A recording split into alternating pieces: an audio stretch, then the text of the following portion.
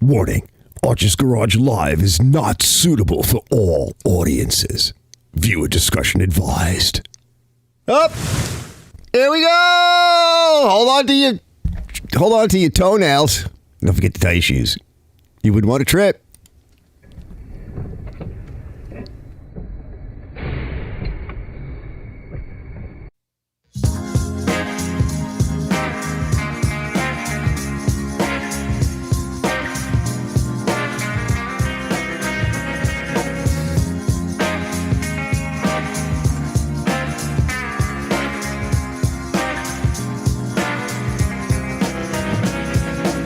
Please put your snack trays in the upright position.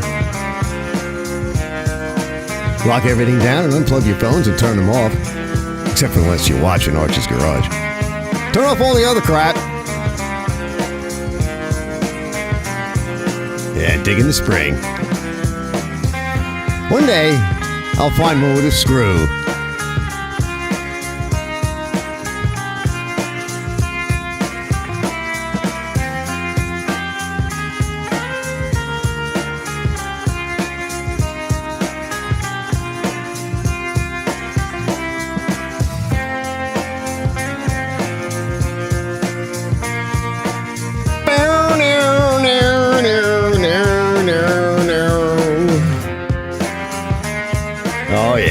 No makeup tonight, fellas.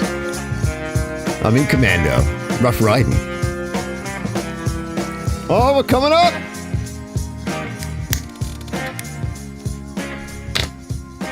Coming in. Stand by.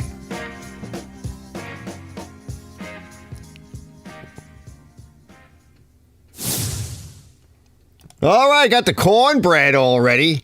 Right? A little bit of cornbread. Although I think I'm having too much. I think I'm getting a little bound up, fellas. Right? Cornbread will do that to you. Mammy loves shortening bread, or is it cornbread? I know I love shortening cornbread. I got banana bread in the house. And I'm all breaded out. What are you guys doing? What are you guys doing tonight? I was busy all day. Missed cans most of it. I was outside shooting. And I don't know if Brett's here yet, but I'll remind him.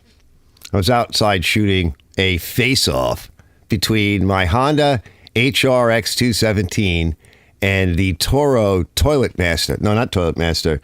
Toastmaster? No, it's not the Toastmaster. The Turf Master? Yeah, that's it. That's what it is. And I gotta say, the Turf Master does all right. I'll eventually put that video together. It does okay. It's a good machine. You guys know I like it. It is a heavy machine. It's a little bit better than the other one. The Twist Master? The Cheese Master. Whatever what other one is. The Time Master. It is it's better in some ways. It's a very heavy machine. But the Honda wins. It's just to give you guys the sneak peek on it. Because it wins because I say so. All right. Also, it cheats a little bit because the Honda's got two blades, and then I switched it and I put like the more Honda blade on, like the Honda HR 217 Big Wing. And but what I had loaded on there was more of like this more straighter wing, the two kind of straighter wings for the Honda HRR series. But it doesn't matter. It's got two blades as opposed to the Turf Master has two blades, but it's just really one aside. And I think he changed out the blades because I was complaining the last time I tested it and I tried mulching with it. This time I was bagging. So pine needles are a nightmare. For those of you that have them, you know. And they don't come up. Now, we have had a drought. It's at least a month now. Very little rain, if any at all. And so I have to water the lawn before I can cut it because it's that dusty. And I also don't like bagging because the problem with bagging is you suck up all that precious topsoil and or cast it off into the wind, which is why I don't like leaf blowers. Think about how ridiculous that is, these leaf blowers. You know, they talk about all these environmental concerns and everything. And I know they go after the leaf blowers, but they go after them more because of the noise. If you think about it, look at all that dust. That's your kind of like your topsoil. Like, why would you want to be blowing that around? And I know I don't want to blow that around. I have no need to do that. Or suck it up and throw it out in a bag. So I did chop a lot of it up. I went back over everything with the Honda and just in mulch mode, and it did a pretty good job. The thing is that this is a battle that is not going to end anytime soon because the trees haven't lost their leaves yet. So I just needed to get up some of the pine needles, get some of that acidic, and it's kind of acidic, but it just coats the lawn, and the lawn is so stressed out. The little grassies are starting to grow, and they're just being smothered. So I'm going to try watering in tomorrow. Let me see what you guys are doing. I know Robert Mailhouse is here. TGM is here so far. Robert AZ Dive Pro Walker. All right, that's RMR. That's RAZW. RAZW compared to RM. All right, I'll get that right. TGM's here. Mitch is here. And Mark Lloyd. Welcome, Mark. And we got a couple things to go through tonight. I'm going to tell you guys a little bit about it. Let's bring up the roster. Let's bring up tonight's roster, and then we can get into a few other things before we really get rolling. Just to cover a few items. Let's see. I always forget which way to go. Do I go this way or that way? Because it's actually backwards. So YouTube updates. So there have been updates to shorts and copyright issues and what have you. We're going to do a little short myself, a little divorce short. Right, for those of us that are interested in getting a divorce or have recently had one. Channel changes, a dead man walking, and that Backrooms video. I'm just going to say it straight out. I checked out that Backrooms video. For those that may not know, I think it was Brett. He was like, well, we're going to watch Backrooms? Well, for a couple reasons, no. First of all, it's like 45 minutes. I'm not putting up somebody else's video for 45 minutes. And what that really is it's like a pseudo fake thing. Oh, there's Maida. He says, I'm making room out here in the garage for my new skill router table. Sweet. You have to show that off. And I'm going to pick a phone with you. When you show off those tools, take the damn camera off the stand and bring it over to the machine and get some good close-ups with that nice camera you got. We talked him into getting this nice camera. It was the Sony Z1 or Z. I always forget. One of them is the one with the detachable lens like this. That's really nice. But the other one is very nice too. See, this one comes off. It's basically like this, except it's a newer version, and they're really nice. And I'm like, bro, I want to see what you're talking about. It means I gotta see. And here's a tip to anybody. This is a YouTube tip because we are going to be talking about YouTube tonight a little bit. So some of the people have said to me a while back, I don't know, about a year ago or whatever, they said, Arch, a lot of us are watching on these. You got to get closer. And that's true. That's one of the things we're going to talk about tonight.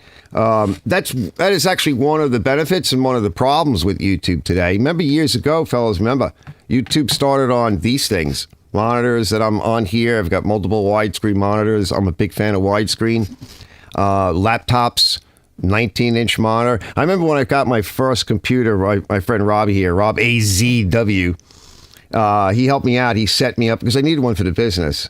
And he set me up with his computer. He upgraded. That was the kind of stuff I used to do. We all used to do back in the day. But I said to him, I wanted a 19-inch CRT, like a decent one. And that was the caveat because I want to be looking at something that was worth looking at. There's nothing worse than looking at like a crappy monitor, or in many cases for me right now, I don't use these a lot because I don't like looking at a little screen. Why? For those of you seeing, I don't have the other camera set up tonight. I might set up later on. And so it wasn't like a really expensive one, but it was a nice one and it had good resolution.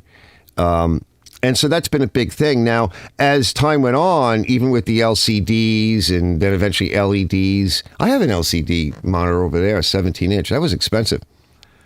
They started to get some really good resolution. They looked really good. But remember, they were like 17 inches, 19 inches, 14 inches. That is very different.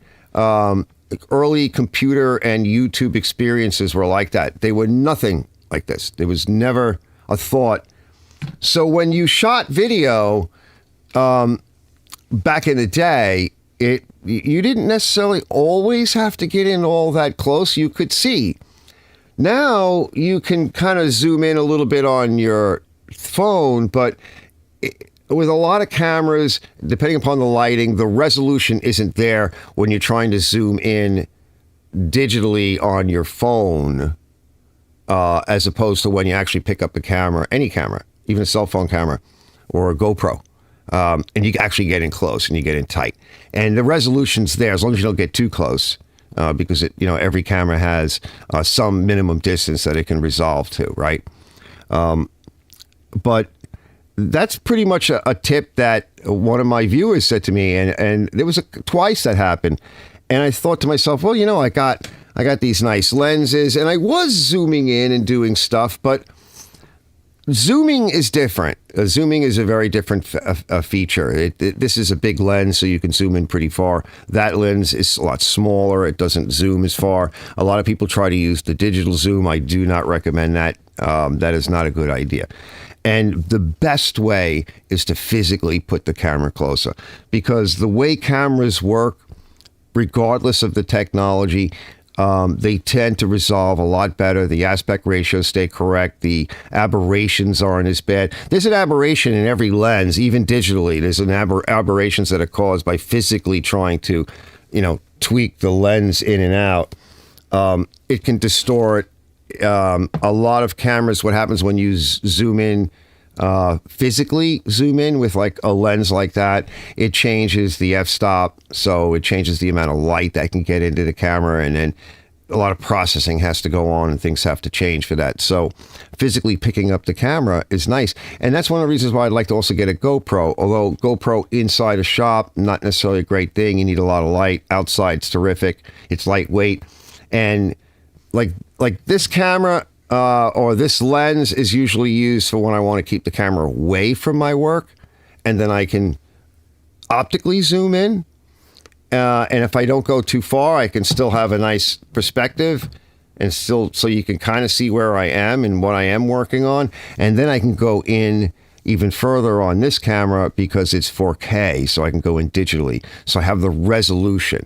So it's always about the resolution, about not overstressing everything, not overprocessing everything, and getting the shot. And what do people really want to see? Do they want to see me? No. Do they want to see me standing next to something? No. Do they want to see you standing? No. They want to see the thing you're pointing at, you got your hands on. Unless you're a hot chick and you get the cleavage hanging out and you're wearing the Daisy Dukes in the middle of the winter. Then you got to come out a little bit. Well, then you can zoom in too and come out a little bit and zoom in. So anyway, let me see what you guys are up to. So yeah, ZV1F. Yeah, those are nice. Those are nice. They're going to keep improving those too. And that's actually, I wouldn't mind having a few more cameras. I got 3. I got the cell phones, which I like to use. Those work good for certain shots, I like the ZV because it's custom tailored to us YouTubers. It's more what I call video centric. Instead of a camera is mostly for photography. That's where the form factor comes from, the concept. The best ones, and like I said to Maynard, I said, why don't you like that one video camera you had that broke? It worked, but the socket for the microphone, he said, got wanked.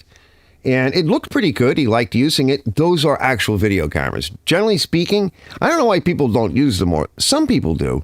But generally speaking, an actual video camera is actually better suited to us as essentially videographers for YouTube. Let's face it. But these Micro Four Thirds, and this one is an APC, the smaller bodies, the lighter weight, people started to realize that, this is not a bad thing for YouTube as well, and you make it a little bit smaller, but they were still more for photography. And the ZV is one of the ones that said, there were some others that kind of tried a little bit, but the ZV, Sony said, let's just try to make the menu and everything else more prioritized for the YouTuber, for the videographer, without charging like a ridiculous amount of money. And, Sony was always the one. Sony had the Handycam. Sony had all those little cassette recorders and all that stuff back in the day. What was the name of the Walkman? I still have a Sony boombox. I have some Sony equipment. Some of it I got rid of. Some of it I still have. I think I still have a dubbing deck. They made nice stuff, right? They were kind of tuned in to the consumer. Their products aren't the best, but they're very good. And even they have professional lines. So they do know how to make some very high-end stuff. So if you guys are looking for something like that, that's a tip. 2 tips. Let's see what Robert says. He says, I had a 21-inch CRT at the time that cost more used than most of today's 30 LED displays. I know, dude, that 17-inch LG that's up there, a flat panel. I think it was an LCD or something like that. That was out the door at Best Buy, but I did get an extra warranty because it was for the business at the time, and I didn't have the money to deal with any issues. It was out the door like $700, and it still works, except it won't work with the AV stuff because the frequencies are a little bit weird, and it's just DVI and analog VGA, and but it still turns on. I still use it to test a computer from time to time, and this is August says the reason why is lens costs. Yeah, yep. And TJM says my Canon DSLR is so old it doesn't do video. Yes, because it's for photography, and it's probably still a very good picture camera. Canon. Also, a lot of people like the Canon Color Science. It's just a little bit warmer. Feels like it's got more red tones to it. A lot of the other Sonys that were coming out, they had this kind of greenish, aqua-ish tinge. It's funny because on this camera I use an aqua color tone, which is weird because a lot of the Sonys for a while had this aqua tinge, but that underwater or whatever general color tone is what I use most of the time, and it actually corrects for a lot of that. But the ZVs, they kind of change a lot of that. Now, remember, you can custom tailor everything you want anyway. And if you're really into it, I have a gray card, so I can white balance or I don't know why they call it white balance. It is white balancing, but you use a gray card to do it. Yeah, generally speaking, if I use it mostly in here, so I actually need to do it again as I need to check its white balance because I changed a little bit of, the lighting, and I'm going to put another fixture in. So definitely when I put that other fixture in, I'm going to want to go over that one more time. Plus, we're coming into the time of year where I have a lot of windows, but the sun is in different spots in the sky than the summertime, and the windows and doors aren't open as much. So the color and the white and intensity changes in here. So I really should rebalance the camera and make things a little bit nicer. Yeah, Fuji's got he says, Robert says the best color gamut belongs to Fuji. Yeah, but nobody really uses anything like that in basic YouTube, right? Everybody's using a cell phone or a GoPro, so nobody gives a shit. Because that's what they know how to use, right? It's easier. There's a lot of automatic features. So then I'm going to talk about a little bit of channel changes, Dead Man Walking, and so there, I'm going to be doing some changes to the channel, and there are some things I am going to be quitting for sure. There's no point in continuing to do certain things on my channel because I've done them. We'll take a look at that in a little bit. And but I think I wanted to do this little short, so I wanted to see what everybody's up to, and just kind of find out what's going on and welcome everybody to tonight's show. I am definitely pretty shot. I'm going to try to do like an hour and a half, and then I want to put my feet up. And I was just checking out one of the Farmcraft videos. You guys ever see Farmcraft? He's pretty cool. He's a little younger than me. He's like maybe 10 years or so. He's got a farm out in Carolina, somewhere in North Carolina, and he does a lot of big equipment. And he started to get into it because he's needed, equipment for his farm. He's been there for a number of years, but he's time to make some changes, and he's settled in. And he's been picking up all kinds of dozers and diesels, and he's got a lot of room, so he's got some big stuff now. But I remember when he started, and it's always fun when you come across somebody that not necessarily brand new, but they've been doing like YouTube for a little bit, and they're starting to hit a little, and they're starting to invest a little bit more back into their YouTube channel, and they're doing a little bit more, and they're doing something a little bit different maybe, and you get to follow that along, which is kind of along the lines of what I'm going to be doing. We'll talk about that in a bit. So, yeah. So let's see. Robert says, R-A-Z-M, Razm says, their sensors use two distinct diodes. Yeah, that, by the way, that's the kind of thing that also is very technical for a different channel. Hopefully, maybe one day I'll actually start one of those. But sensors that keep getting better, and the Sony ZV is one of those that uses, I believe it uses the same sensor as their full frame camera. It's just the way the body and the way the software package and the processor is a little bit different, and it's kind of the way it handles it and the amount of features So it's not quite as good, but it's got a lot of really good bones and some good qualified science and technology behind it that were used in like this A6000 series and, in the Alpha series and others. So they kind of, I wouldn't say they cherry pick, but they, because when you drop the price, you have to pass something down. But, they're durable. And I really like them. I actually like them. I wouldn't mind buying one. I have my eyes on something a little bit different. It's the bottom line of, it's really their Pro line, but it's the first one. It's like the bottom one. It's the FX series, the FX30. Those are actually video cameras in the same format as these guys, but it's pretty neat. It is a video camera, and yes, you can take pictures with it, but it really is a video camera in a different format. And I can keep the same environment, same kind of lenses, all that stuff. Everything kind of works together. It's the same ecosystem, and it's a neat thing. But that's a dream, and that's a long ways off. But yeah, let's take a look at. Let me turn this up. We'll come back to this thing in a minute. So yeah, I was looking at that pseudo fake paranormal. What's the name of it again? Yeah, Backrooms. Yeah, and there's like a cult around that. What that was is some dude, some young guy he wanted to be a filmmaker, and he kind of came up with it. It seems to me that he came up with an idea. It's fake. Okay, there's a lot you could do in edit. Actually, there's a lot in YouTube that is fake. I see a lot of this stuff going on in YouTube with these over Unity, free power machines and technology. And there's a lot of hanky-panky, hokey-pokey going on there. And because a lot of people don't know, they think it's real, but it's not. And it's the same thing with that paranormal shit. It's 45 minutes of bullshit paranormal crap. And then all these other people now are trying to debunk it. And I don't know, they show cool parts of it and have their explanations. And you want to watch that, go watch it. I'm not putting that on here, all right? Unless I did something like, remember your Art Bell? If I did like an Art Bell-esque, there were a couple of things that I was starting to do a little bit Art Bell. That really is like a different, the conspiracy files, like the X-Files. Actually, quick, cool story. I was watching a fellow who is retired FBI, and he actually got involved with quote unquote the sort of X-Files department of the FBI. They threw it at him because I think his commanding officer, his main teacher, didn't like him and tried to get him to quit the academy, and then tried to keep him out of, finishing the academy. And he managed to get through all of that. And the guy said, you know what? Yeah, you seem to be interested in this stupid crap.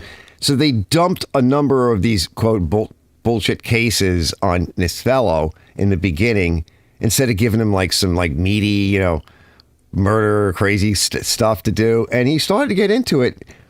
And the first season of the X-Files, of course, this is later on in his career, but the first season of the X-Files is mostly based upon his files that he was able to release. And so I was listening to a narrative with this fellow, been retired a number of years now. And he had some interesting stories, for sure. There's one that came to mind before. If I think of it again a little bit later, I'll bring it up. But yeah, paranormal stuff. So the first season, after that, they went to some other material. He occasionally gets in trouble, but he has to preface everything by being paranormal and, that kind of stuff. There were some weird things. One of the things I remember, one story, just real quick. The one story he told, which is about the Berserkers. And this is a true story. There were two fellows, regular fellows, middle-aged. I think they robbed a bank or something, whatever it was. And they weren't wearing any gear or armor or anything like that, but they were loaded up with weapons. And they had a shootout with the cops. They got caught.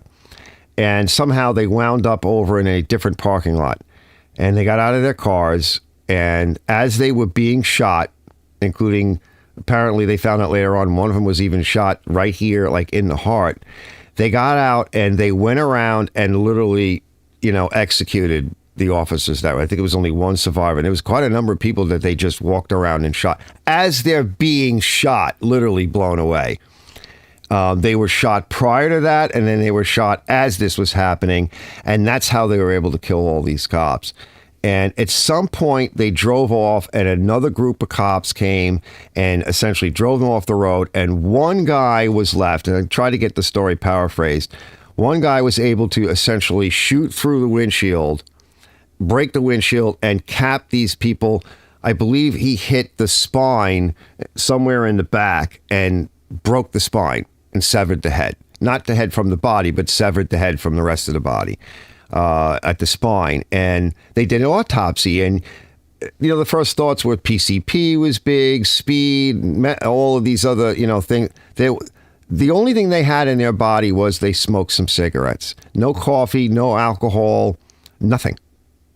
And they traced these guys back to where they were preparing for this job, and they had an altar to one of the Satan gods or whatever. And this particular god was known, this is more of a pagan god, and it was known as the Berserker god, which, we know that there's another story of the Berserkers that went around back in, Norse mythology, and would just go, these berserkers would go crazy and just take everybody out. If they had one arm, they still used the other arm, they'd come at you. And there is this god or this demon that they pray to, and they had an entire altar, and it was the Berserker. And I don't know, but he said this is actually one of these stories that were written up, white paper. They handed it to I guess everybody that got out of the academy. This is one of the first things that you look at, and it's something to be warned because whether or not it's a god that's making you do it or it's some kind of crazy drug, we know that PCP and some of these other drugs, there were cases of this. So it's one of those things that you just, I guess he said, that you learn about because you have to be wary of. And you remember those fellows that were, I think, robbed, was it a bank or whatever it was? And they had the gear on, and they were going around trying to blow away the cops. Remember that story? I think it was in L.A. or something. But they had gear on, and they were able to take a lot of hits. What a crazy world. So let me see. Is this Brett? Yeah, you missed my rant about the back room, right? I went on about that. You'll have to rewind that one, Brett. Let's see, Bud Soldowski. Let's see what's Bud. He says, "Pray Jesus, I caught your live show." Nice. Yeah, so that's an interesting story. The 0 point energy, Rob says. Yeah, a lot of that is, look, there's etheric energy that Tesla was able to tap into, but that's a different thing. He had to put energy into that antenna array, and it was a transformer antenna, and he was also using his, like the Van de Graaff generator, but his Tesla version, the Tesla generator, and he was able to get in the harmonic of the Schumann resonance of the Earth, and he did get additional energy out of it, but what he was getting was essentially the energy of the Earth. And so that's something to look into, but that's not 0 point. It was a combination of being able to use the quote unquote the ether and the ground but he had to I think he put like a 1 kilowatt generator. You have to look up the story. I don't remember, but he was able to do that, but that's not 0 point or, any of this other stuff. That's a very different thing, and that probably is very possible. In fact, there's a chart. If you want to go online, you can look at the chart, and it gives you the voltage gradient for every foot above ground up to whatever. So there's an increase in voltage as you get higher. And if you want, you could make a quote-unquote an antenna. You'd have to put it up pretty high. There would be a considerable voltage differential between the tip of the antenna and ground. And especially with radio transmitters around, or even, cell phone towers, you would be able to take that energy, and if you could phase it correctly, there would be losses and all kinds of stuff like that, but you would be able to get energy out of that. The problem is it would be expensive to do that. You'd have to get all the apparatus. You'd have to learn how to tune it. You would need some oscilloscopes and rectifiers, and you need phase matchers and inverters and God knows what else. And you'd have to play around to see what actually worked. And you would probably be able to charge a nice array of batteries at any time of day. I don't know if rain or humidity would have anything to do with it, or would it short it out? I don't know. But it would work for the most part all day, all night. You could probably charge batteries because of, the newer technologies. Today, some of that stuff is a lot cheaper. The batteries are cheaper. The lights use less energy. You could make something up if you had the room and you wanted to put up a bunch of antennas. Yeah, I don't see why you would. I don't know why you would want to. Remember now, a lot of this technology was available years ago, but when oil and coal was really cheap and you could have central station power cranking out all the amps and watts you ever could want for a relatively low cost, and trying to excise energy from the environment when you're still dealing with vacuum tubes and heaters running at 460 volts, gobbling up all kinds of current, it wasn't even practical to really try. So, yeah, you could probably do a lot today if you wanted to fool around, but that's different. He goes, I heard it. Robert says, good evening, gents. I hope all is going well. Arch, what's up? Well, we're going to find out in a bit, but I think before we get there, see what Robert says. 1980s guy built a device that 2 milliamps in and provided megawatts out. Yeah, but it's like the amps versus voltage thing, right? You can't really get over unity, so it has to come from somewhere. So you could pull it from the air, you could pull it from the ground. If you start with milliamps but very high voltage, but it's milliamps, right? So you can convert this ways, but some of the stuff that they're showing on YouTube is crap. All right, because a lot of it you can't do, right? It's just basic physics. It's got to come from somewhere. You ain't getting something for nothing. It's like, what do they call those machines that don't stop, that keep running? Rob knows. You guys might know, right? The ones that the perpetual motion, right? Even in space, you'd have mechanical issues, resistance. You're still going to have some gravity, unless you're going to go fly off somewhere so far in the middle between stars and planets, which we don't really go there, right? It was a small solid state device. Yeah. I know a lot of those guys. By the way, he goes short. Razum says, no, I'm not getting that right. I'm not going to be able to. R-A-Z, we'll just call him Raz. His short story is that a lot of those guys, actually the legit guys, the ones that were electrical engineers and stuff, yeah, they conveniently and along, they have boating accidents and car accidents. And by the way, I heard today, Rob, remember Jennifer, like her brother James? I just got a thing on my Facebook through Anna Annette. I think it was his wife. I didn't know he was married, but he got into a really bad car accident. Her oldest brother, I think. It's the middle brother. It's the younger brother. I think he got into a really bad car accident and as like severe spinal damage. And I don't even know if he'll survive. That's horrible. I mean, I had like spinal damage, but not like severe. Oh, it's nothing worse. And I mean, if it's severe, you could be paralyzed. Or die, too.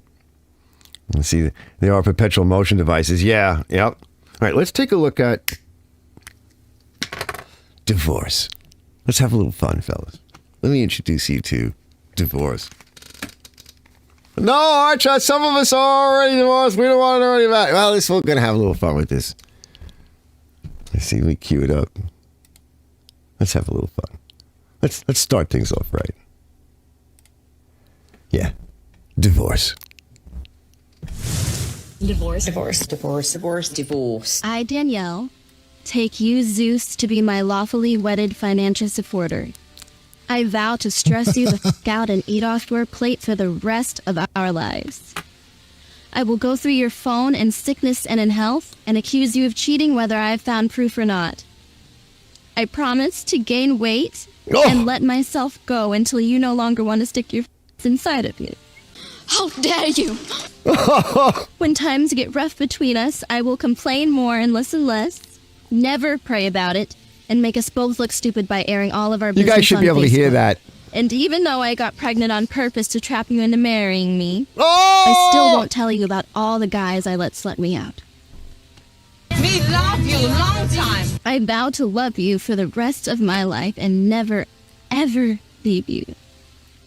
As long as you don't lose your good-paying job with benefits, or I'll leave you for someone with good money. I went over to my girlfriend's house to complain for the 100th time about the things my husband was doing that I didn't like. 56% of marriages end in divorce. Like, think about, that's the ones that end in divorce.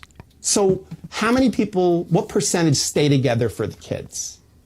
Because they don't want to give away half their shit. Another 10%? That's conservative. Conservative. But let's say 20% then, okay? That's at least right. You now have a technology that fails 76% of the time. That's insane. What a way to One of look the at biggest it. reasons for the divorce rate, because women have become so masculine. Woman gets in her Yep. masculine energy. Yep. A lot of times she'll be disrespectful to her husband. Yep. And men don't do well with disrespect. There's Nope. surveys that say that 80% of men say they would rather be alone and unloved than to be disrespected. And see, the Yep. feminist movement has taken it so far over the years to, it's not just equal rights anymore. Now it's men are being diminished and devalued and demoralized. What do we need men for? We don't need men. We can buy our own cars and we can vote. We can make our own money, run our own business. We can even have babies without men. And that makes men good feel luck with that. awful. A man doesn't feel he has anything to contribute to that woman's life. He's got to move on down the road. Yep, see ya. 70% of divorces that happen over 40 are initiated by women. 100% of divorces in lesbian relationships are initiated by women. Okay, why is that? Well, as she loses these hormones, there are so many brain changes that are happening. And because she doesn't understand herself, she thinks it's your problem. Einstein got divorced. Did you people know that? Yep, Einstein. Albert Einstein. One of the greatest geniuses of all times got divorced. They should tell you that before you get married. It shouldn't be, do you love her? Do you want to spend the rest of your life with her? It should be, do you think you're smarter than Einstein? Mic drop. I'm not ashamed of my 3 kids, and if I wouldn't have the 3 baby daddies, 3 baby daddies. Oh, stop it. I wouldn't have my 3 amazing kids. But for me, you have to accept me as a whole with a 4 unit. So it's either, are you even equipped?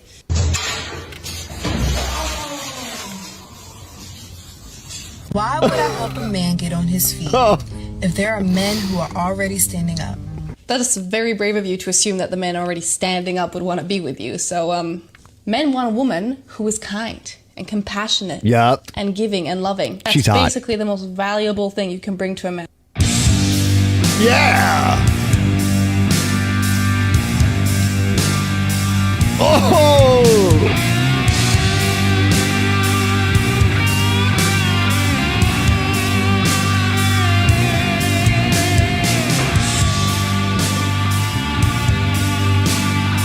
Nice. He's getting poked.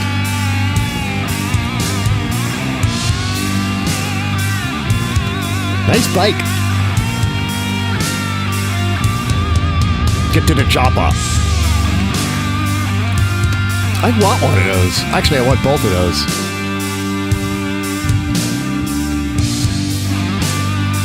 Nice.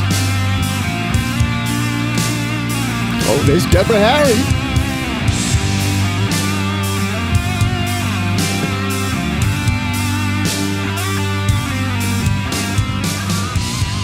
Nice.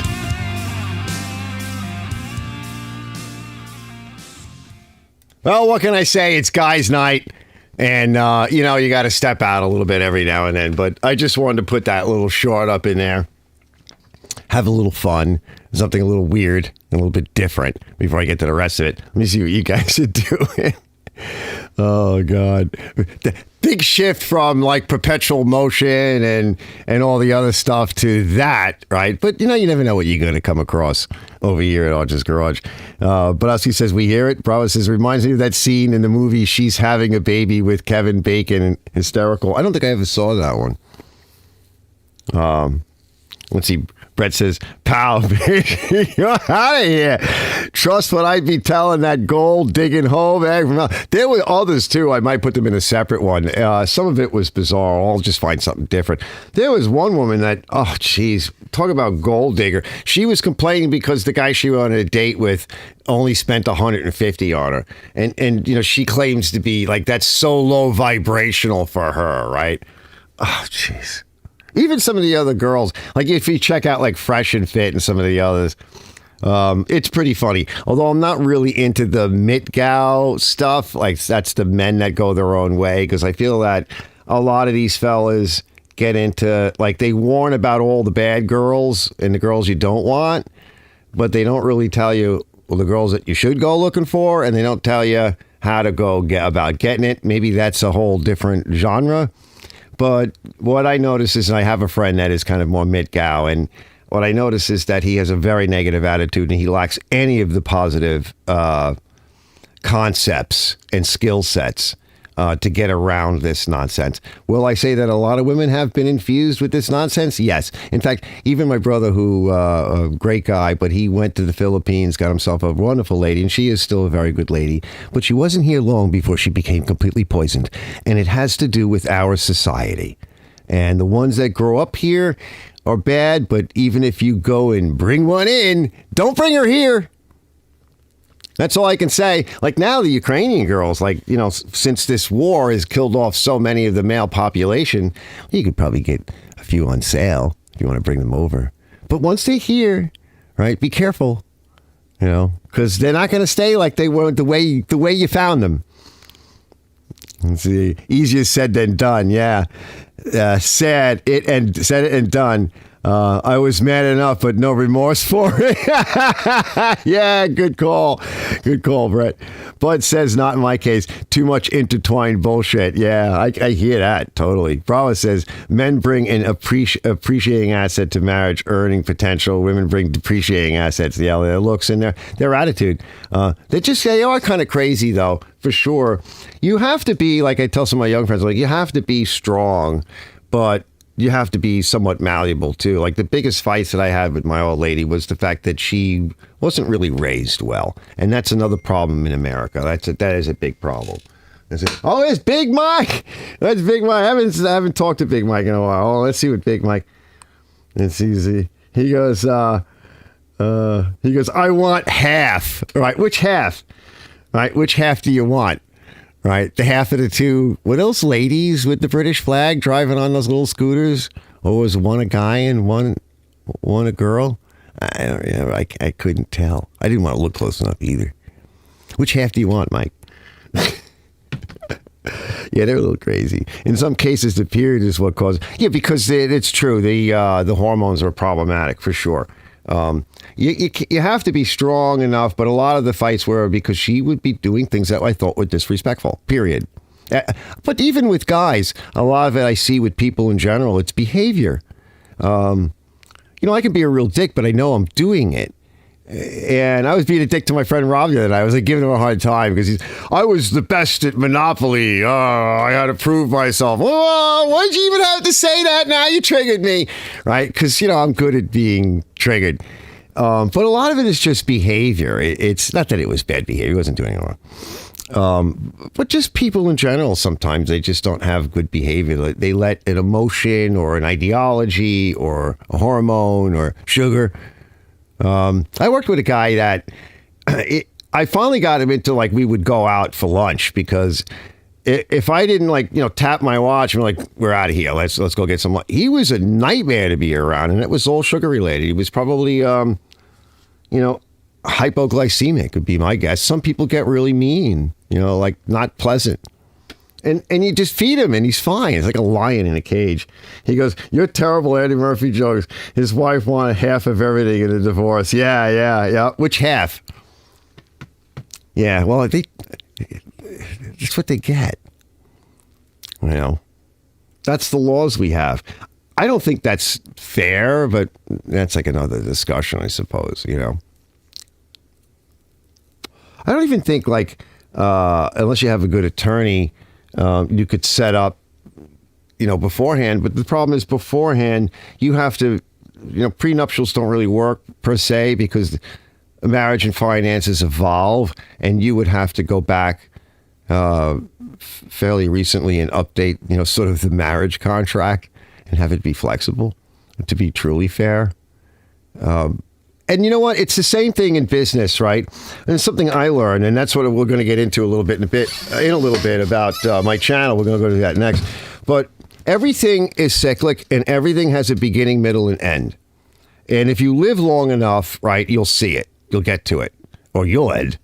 And in business, if you start a business, you really want, how do you get out of it? Like, you should have some plans periodically as to how the business would, maybe move to children or to somebody else or to a partner or whatever, how you would get out of it. Or if it goes wrong, what do you do? How do you protect yourself from issues? What insurances do you need as the business grows? Now things are at stake differently. There's different assets now. There's different, perils, pitfalls, benefits, and it's no different whether you're sort of in business.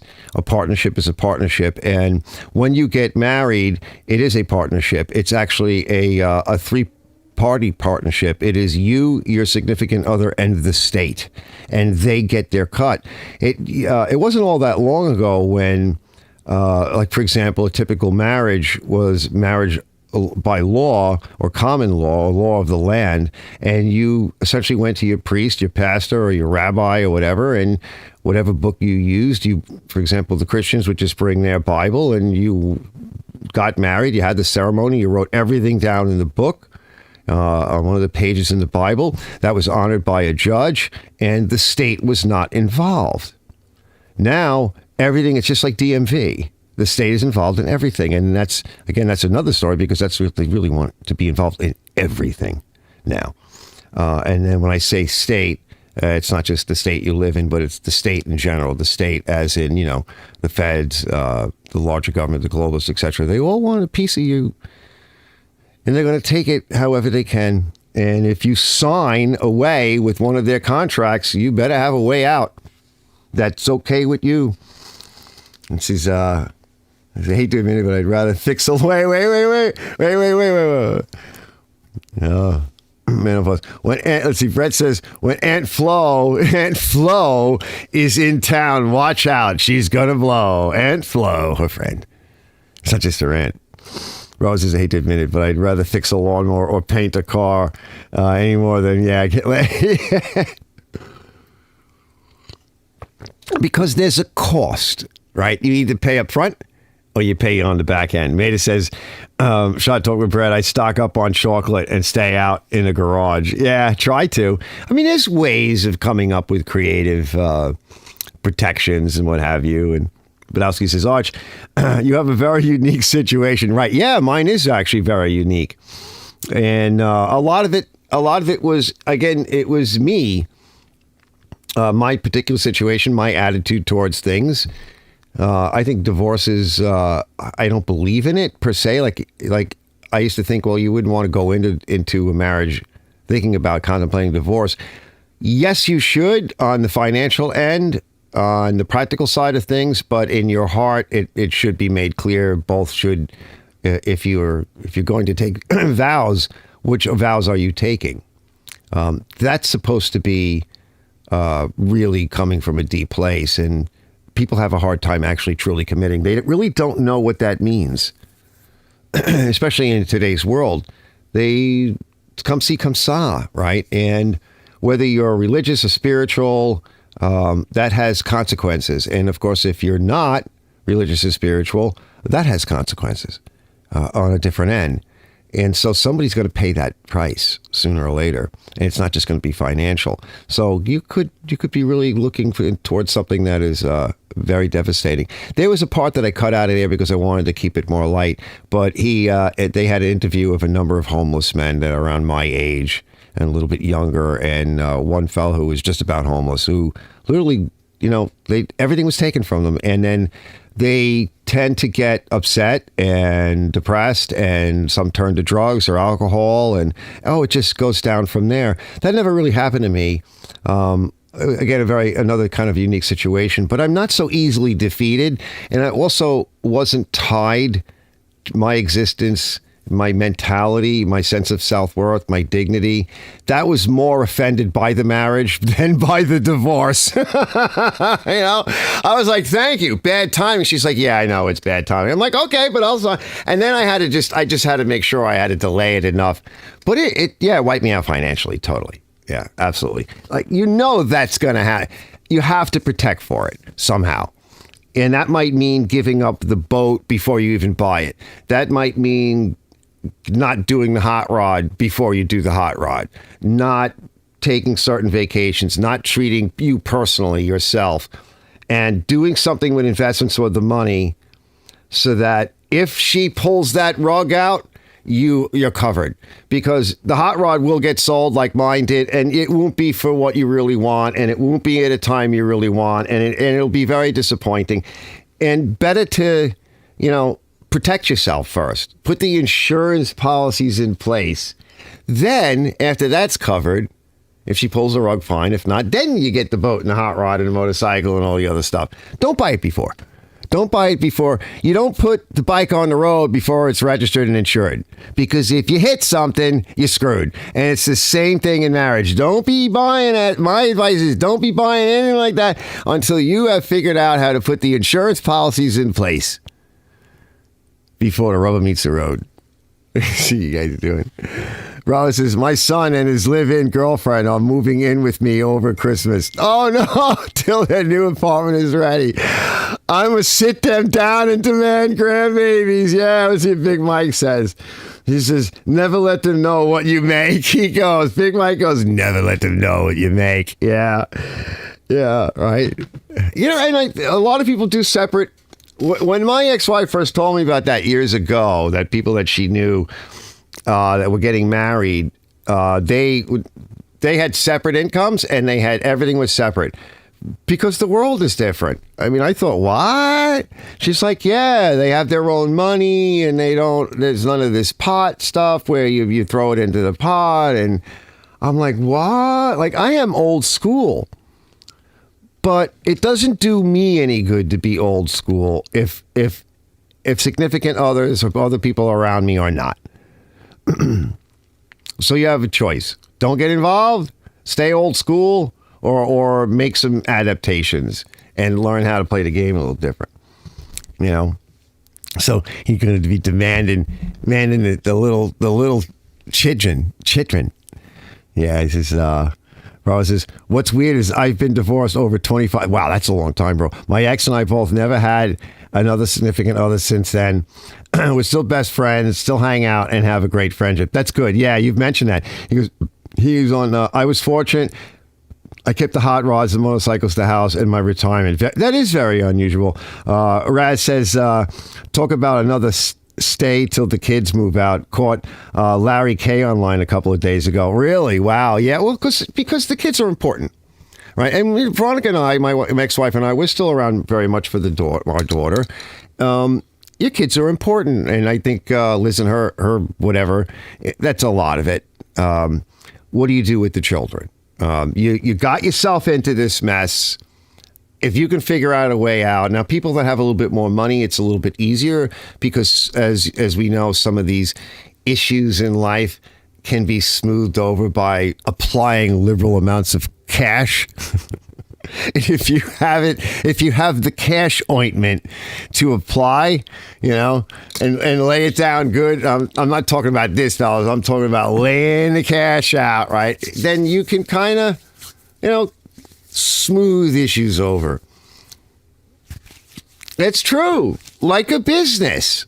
You got to buy your partner out. I still owe my ex. I got to buy her out at some point. But, we're friends. We're better as friends for sure. But we don't, we'll do family stuff together, but I don't go anywhere with her. I'm not interested in doing that. Maybe in the future. I mean, it happens once in a while. But, I don't have any animosity personally, I mean, there's some things I never liked, but she gave me my wonderful daughter. So nobody else stepped up to that plate. So how can I absolutely complain? And that would be from a man's point of view, it would be really unhealthy and inappropriate for once again to display more bad behavior towards my ex as a woman and show that and present that to my daughter. How would I be a good dad and a good person if I was that, that kind of behavior was demonstrated, right? That's the kind of shit that got me into this position because my ex had an asshole for a father. So I'm not going to do that. And I don't. And it makes life a lot easier. And it just does, If you don't want all this stuff to happen, keep it in your shorts.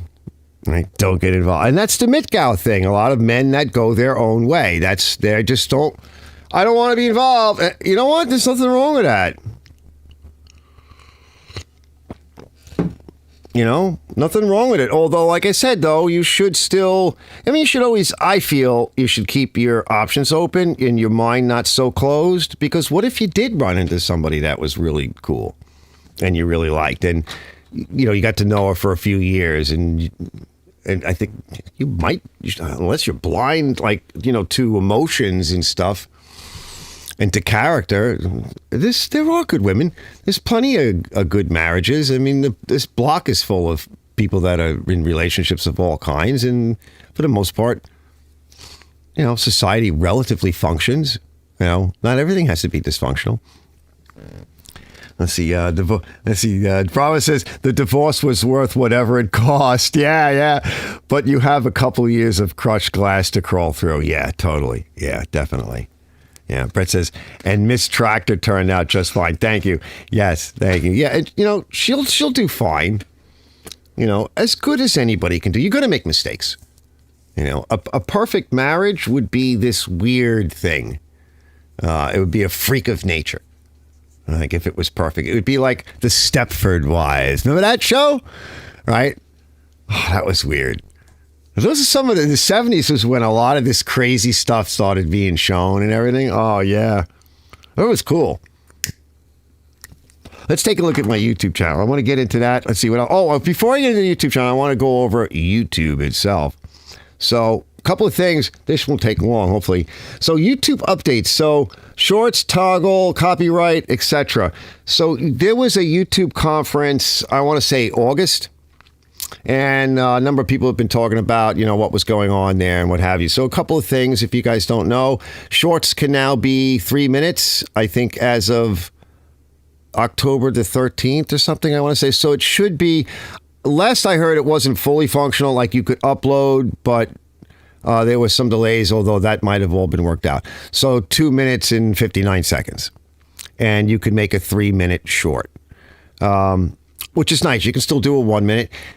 And any video that you upload that is just under 3 minutes in either a box or what is this, the 3x5 or whatever, 4x6, I don't remember the format. I don't use these, or this format or the box, not the widescreen.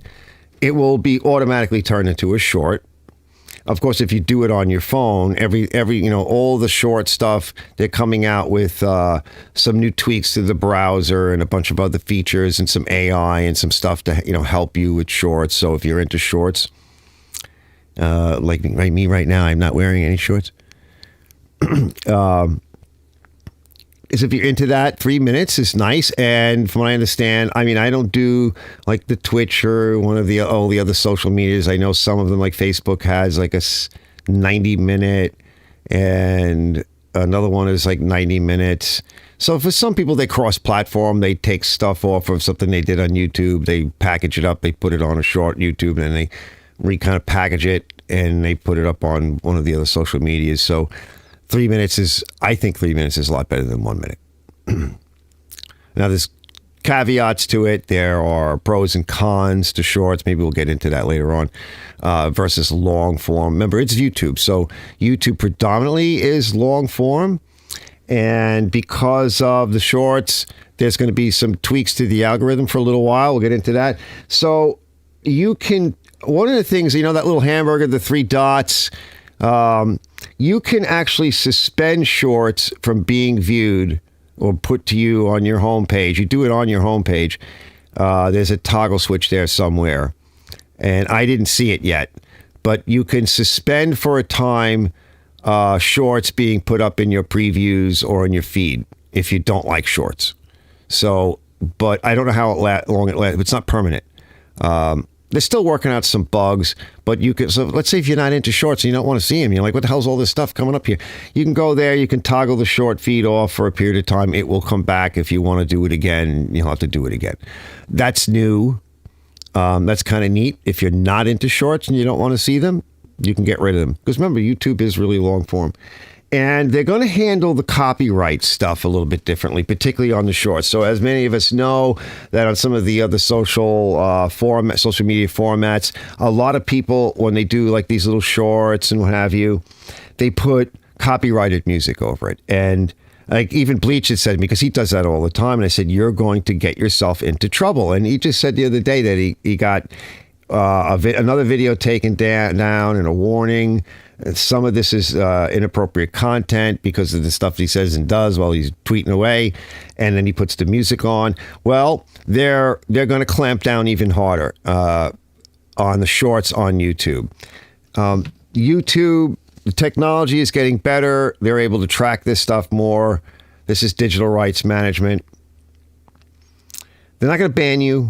You're going to get warnings, but if they catch it, they're basically going to put it in the ban bin, and either you'll have to remove whatever the copyright infringement is, like the music, or delete the video, or it will not be monetized. And because it's been pulled aside, it probably won't even get shown.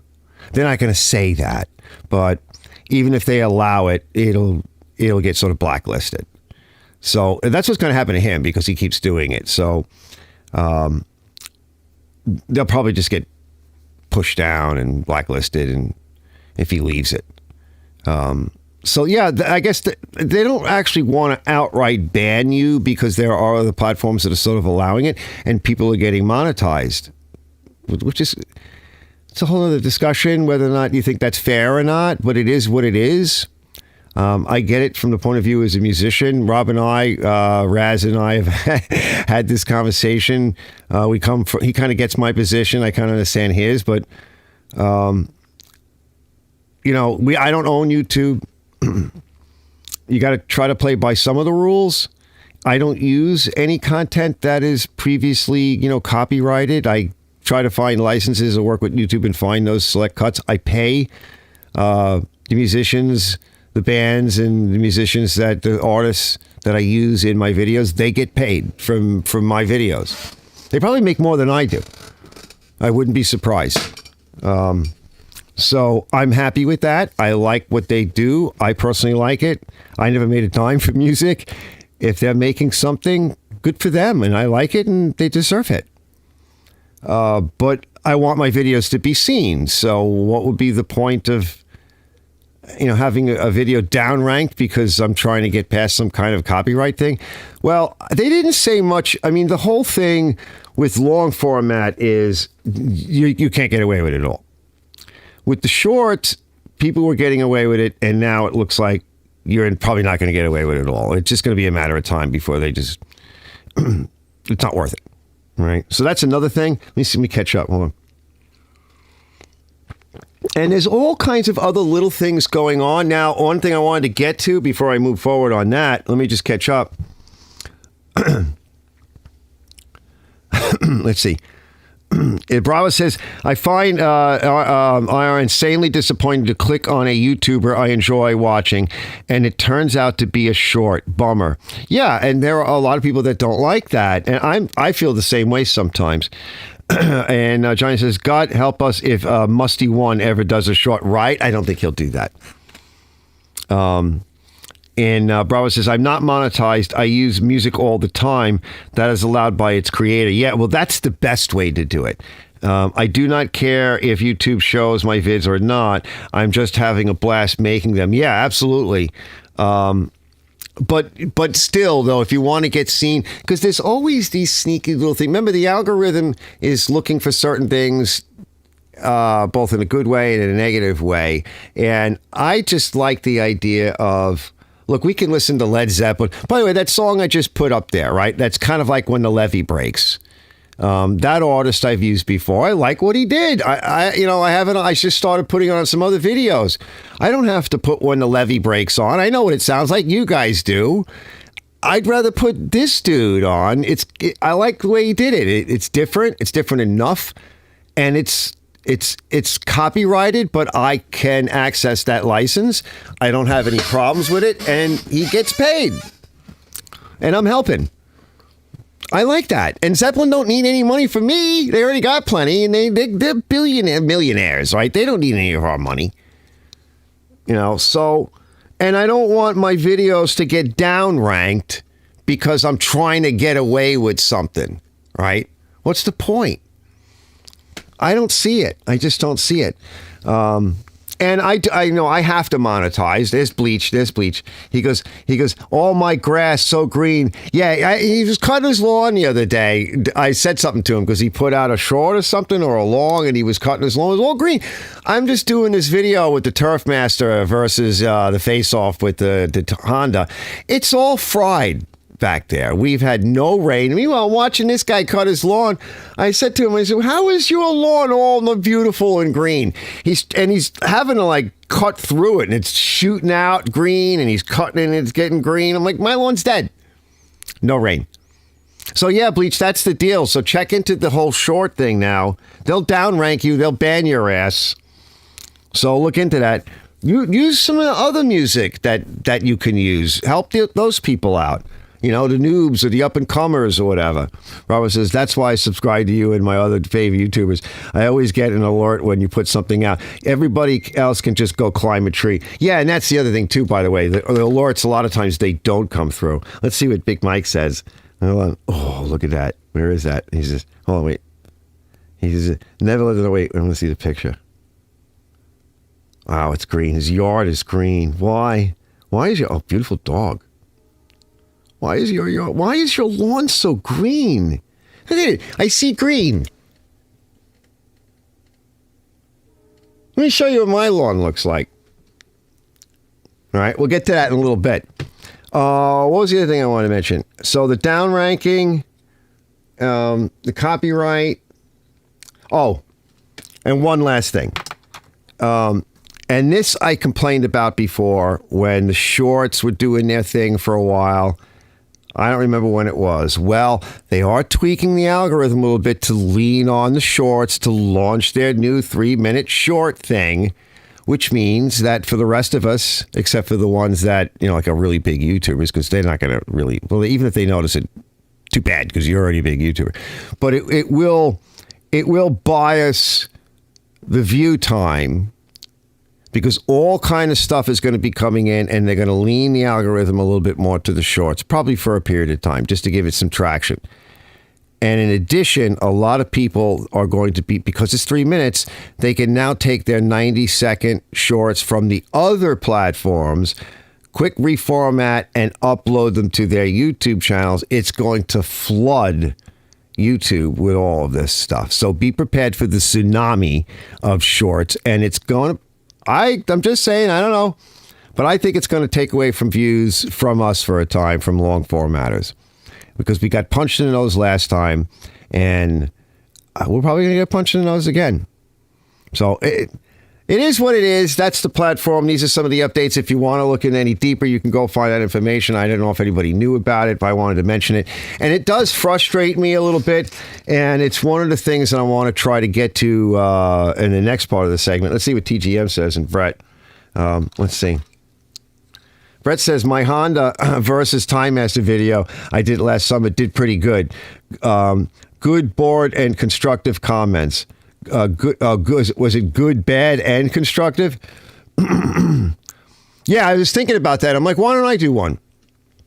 Because I got to get up the pine needle. So rather than just do a regular cut, I did the pine needle thing, and that was my concept. Because I'm like, let's try it while it's here. We'll do it. It did okay, but the Honda did better.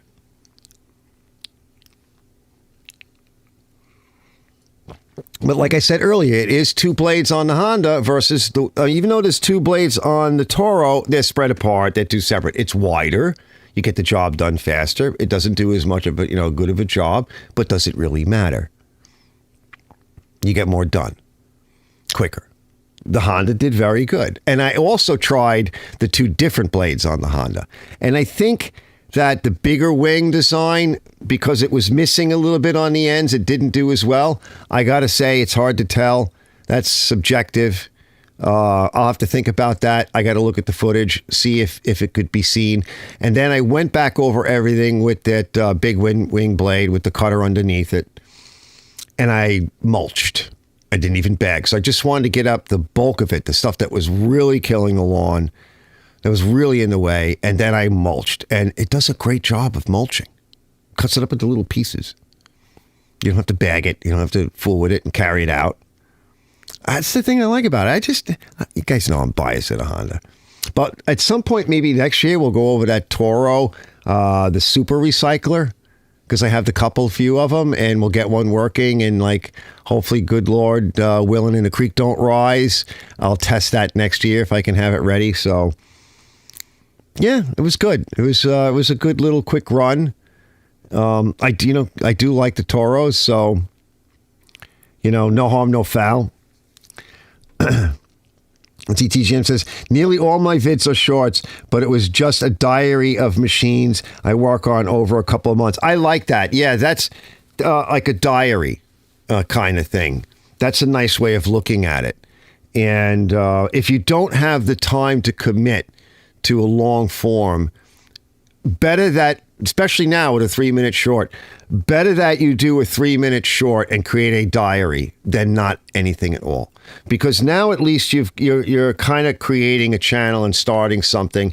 And then if you can find more time, or you want to be a little bit more creative, get more involved, get a little deeper in, you can start doing more long format, and you have also a diary kind of thing to go along with it. But just keep in mind that it is very well known that there are differences between the viewers of shorts and long format, and they tend not to blend well together.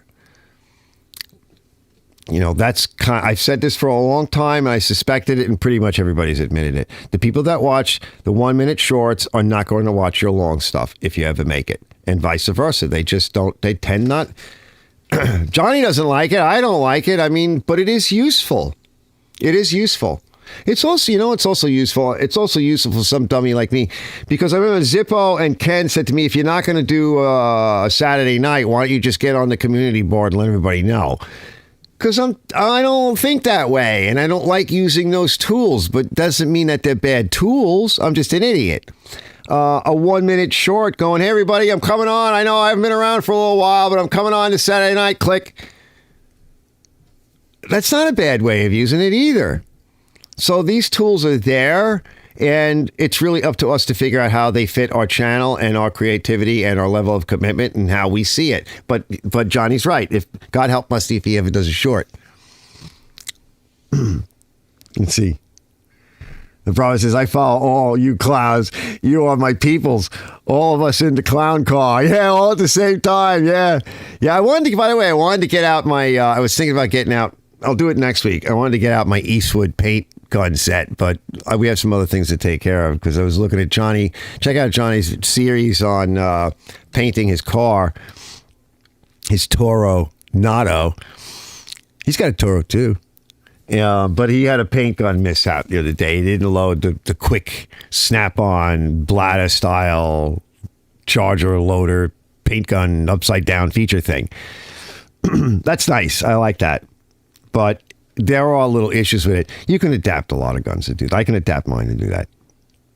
I don't know if I would, because I don't trust them. So he had a paint gun mishap, but nice gun, and your work coming out nice. That is nice stuff, though. I like it. But I have the Eastwood. It's a little bit cheaper, but you on paint guns you can spend a few $100s to like $1,000. For really high end stuff. And a lot of people argue over what's better. Listen, if you're making $100,000 to $200,000 a year painting cars, you buy what the hell you want. And you can throw it out and buy another one. I can't do that. I'm dancing in the garage on live play at YMCA like Trump. Nice, Fleet says. Hey, Mark Lloyd, I'm better off using the Honda blade on my Honda commercial mower. He's asking, am I better off using a Honda blade on my commercial mower, or is there a better option for grasses? Well, I don't know the grasses in Florida. A lot of those are the zoysias or the thicker, harder grasses. But the thing is with the twin blades, the bigger Honda blade that I show in this video, it's got a bigger wing. It's a stamped blade. And in some cases, it's thinner, because in order to stamp a blade, it has to be thinner material. The factory style standard blades, the twin blades, are heavier and they hold up better. As to whether or not the performance is as good, the jury's out with me on that. I need to test it against yet a brand new winged blade. The wing blades do get more lift for filling bags of grass. Maybe they don't work as well with pine needles. They are softer blades. They are thinner blades. They will wear quick. That I can tell you for sure. And if you're like me and I got a lot of debris from these trees and I'm constantly grinding up little sticking things, you just wear the blade right out. So it's hard to tell if it's any better because you wear the blade out so fast with the winged stamped blade. Because the blade suffers right away. So that's a good question, fellas. If any of you guys have an answer to that. The Honda blades and the Oregon blades and some of the better quality, more pricier blade manufacturers, they make better blades than the cheap knockoff stuff. Bottom of the line. I was using Honda blades today. So, let's see. Big Mike says, I use the Craftsman vacuum. Acorns suck. It won't pick them up. Really? Yeah, well, yeah, they're kind of heavy and there's not a lot of surface area. Or you could just cut the lawn really low and just shoot them, right? And try to crack the acorns, right? Kick them out, cut them up into pieces. Yeah, Mark says St. Augustine, yeah. Johnny says he shot another coat. Raz says, he goes, I have a Honda HRN and a Toro Recycler 22.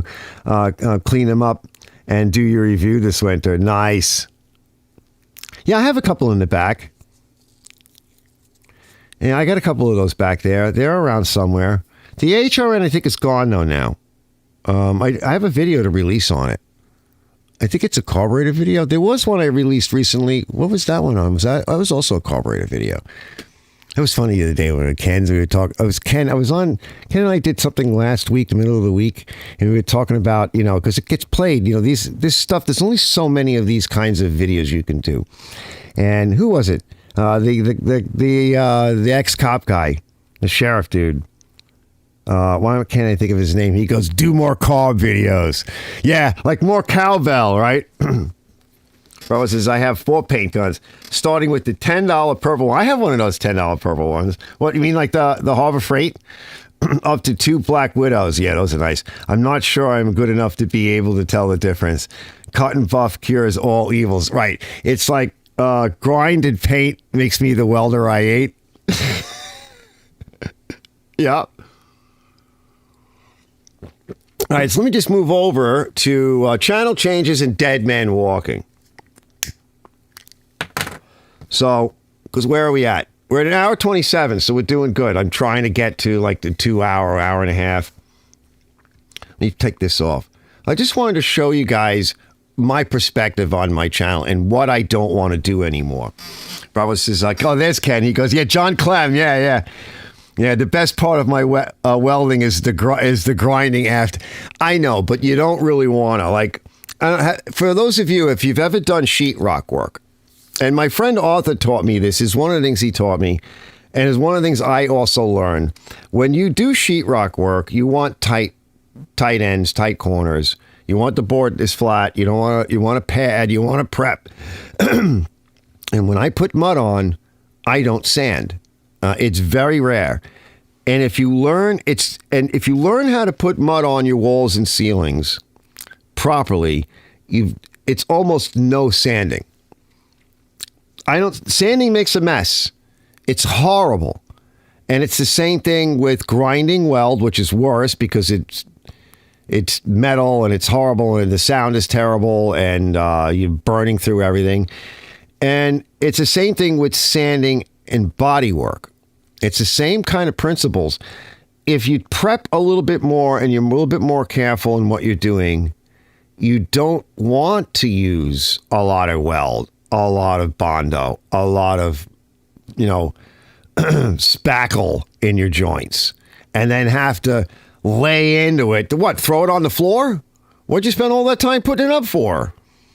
Right? So if you do take a little bit more time and you can get better at it, the job goes faster, it's neater, it's less frustration, it's quicker to your coffee break, your lunch break, and go home and get paid. And you're done. You can stand back and look at it and go, oh, yeah, that looks nice. Nice. That's your optimal scenario. If you can get to that, you're an artist and a technician. Or maybe a little bit of both. Because you got to fudge some stuff. Yeah, some people sponge. Yeah, that is a technique you can get away with, but you can't do that on welding or Bondo. Right? Sponge only, no sanding. But sometimes you got to put a little sandpaper on something. I'm not against it. I keep it with me. You guys are way better than me. Grinding and sanding is my saving grace, right? Right? He prays to the saints of grinding. Let's see, what did Big Mike say? He goes, spackle pros, just knock down the blade edge, yeah, and the snots, right? And it's the same thing too with painting. Like, I'm a pretty meticulous painter. I was watching my neighbor one day. He was painting. It took him forever. This is one of the things he was doing. This is something I see a lot of people do. Same thing with a paint can, right? They got the brush and they're painting like this. They got the brush. He dips a little bit in the can, and then he kind of wipes the edge. Now, I do this too from time to time if I want to be really careful.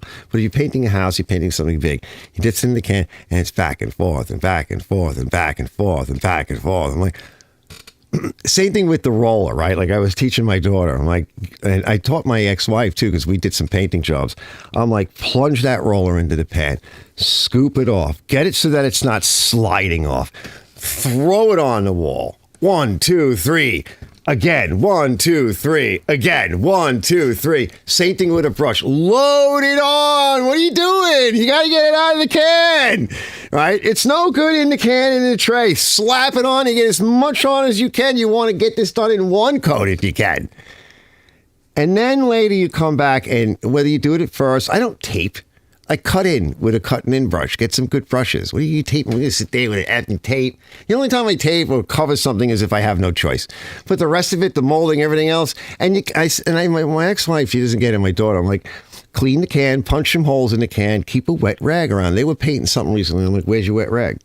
Now you're going to leave that, aren't you? You're going to get tired. You're going to forget about it. You're going to leave that there, aren't you? Yeah. All you needed was that wet rag hanging. You could have went, psh, done. And if you got some fingernails, you can go, shh, can't see it. Close the curtain, you never know. Tie in nice, right? Tie in nice. What are you doing? What are you doing with the tape and everything? What's with all this tape all over the place? And then you're going to peel.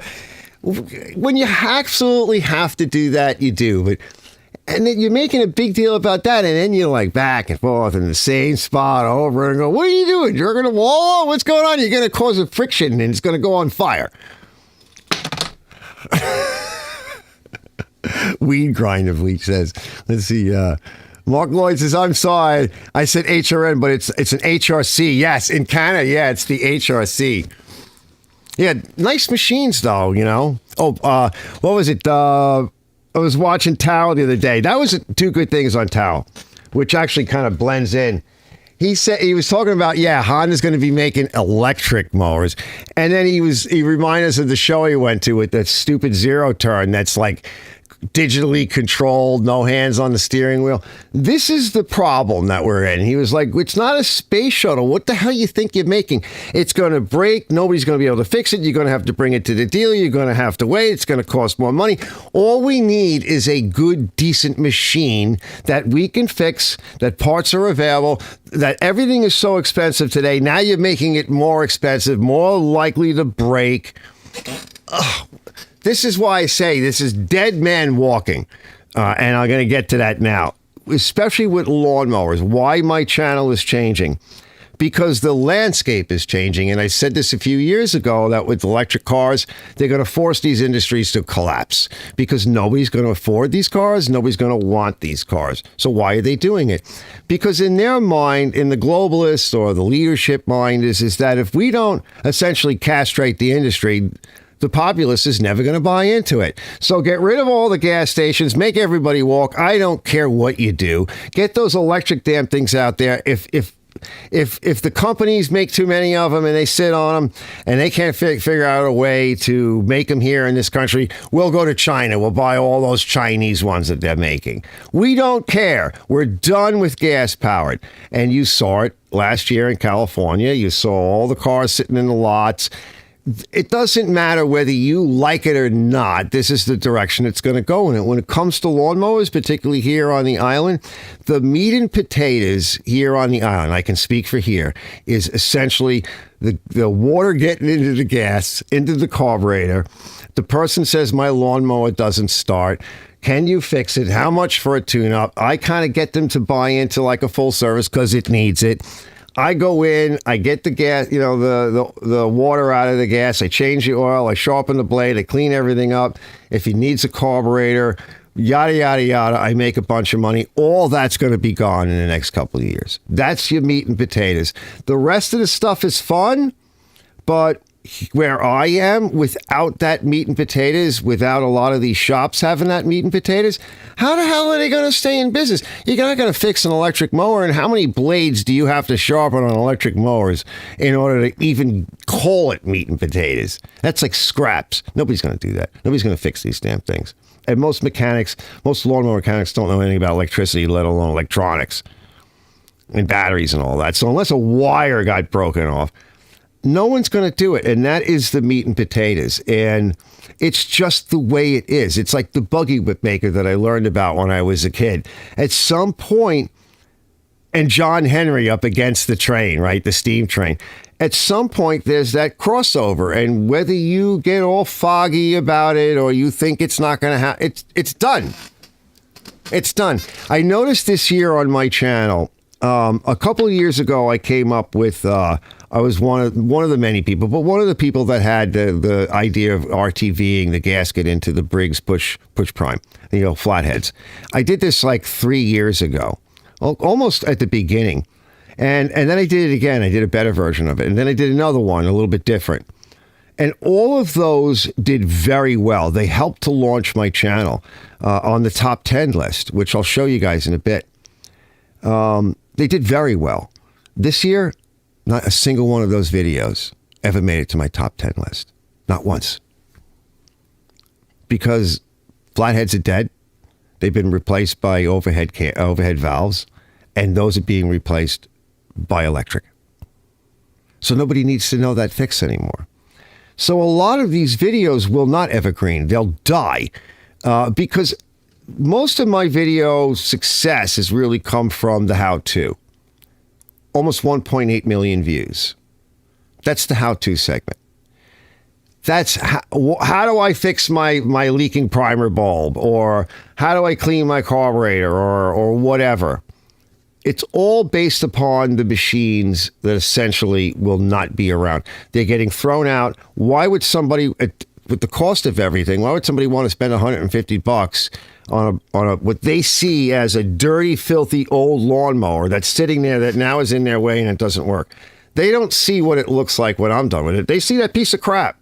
And they go, I can just go to Home Depot and put that $150 towards some electric thing and I can feel green. So that's the part of my channel that it's not even my choice. It's just done. Is it done today?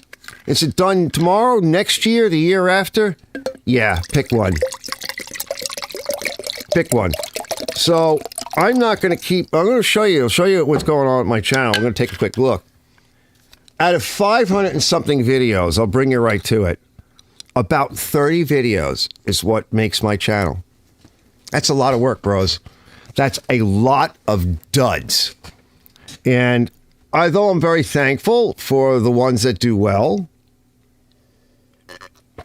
it's like I said to Ken the other day, because that piece of crap hedge trimmer, Red Max, yeah, they're crap too. Japanese. That was a Japanese one. It's a piece of crap. And it's a piece of crap because, maybe when it was new, well, the newer ones aren't even that nice. And he's like, well, it's like a challenge. I'm like, but you could work all day and make $50. And he's like, well, it's the challenge. I'm like, that's not a challenge for me. That's annoying. I would rather put my time. If I'm not going to make any money on something, it better be something I like. I don't need to learn any more about two-strokes. I've been building all kinds of motors and fooling around with stuff since I was a child. I've been doing this literally since I was a child. Because Long Island got evacuated with Clinton and his NAFTA and GATT in my entire multiple careers.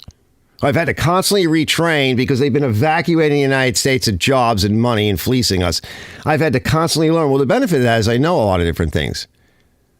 But how would you like to every 4 or 5 years retrain yourself for a job? Would you like to do that? Because I've had to do it. I know some of you guys have retired in a job that you've been in for 25 years. That wasn't even, unless you work for the town or become a cop or something like that, that's not even an option. And now they didn't even give you retirement. You get a flaky 401k. So I know what this is like. I smell it. I smelled it when I was young. I see it again. I listen to what's going on in the world. I know what the hell's going on. I'm not going to keep fooling around with a YouTube channel, playing around with a bunch of stupid leftover machines that nobody cares about. Nobody will watch it. Nobody wants to pay me for it. It's not a challenge. It's annoying. It's in my way. It's keeping me from doing stuff I really want to do. So if I'm not going to make any money on it, what the hell am I pissing myself off? I'd rather go work on something and show it on YouTube. Even if people don't watch it, at least I enjoy doing it. What am I playing around with stuff that nobody cares about that honestly I really don't give a shit? Let me take a look at my channel. Let me catch up with you guys. And I want to show you all the work, right, that you can put into a channel. And again, I'm not really complaining, but I'm just not going to keep doing that. That's the level of insanity, right? Keep doing the same thing over and over again. Let's see. Mark